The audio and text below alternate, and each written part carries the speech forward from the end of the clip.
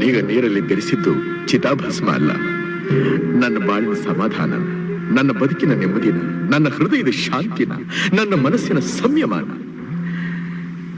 ಈ ಭೂಮಿಲಿ ಯಾವುದು ಶಾಶ್ವತ ಅಲ್ಲ, ಯಾರೂ ಶಾಶ್ವತ ಅಲ್ಲ. ಹುಟ್ಟಿದವ್ರು ಸಾಯಲೇಬೇಕು ನಿಜ, ಆದ್ರೆ ಆ ಸಾವು ಯಾವ ರೀತಿ ಬಂತು?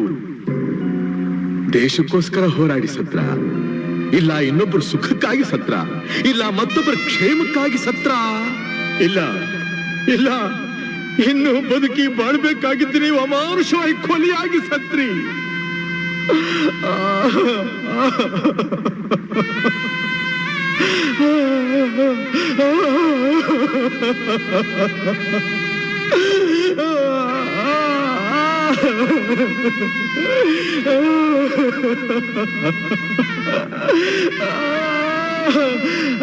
ಬಾಬು, ಉಷಾ!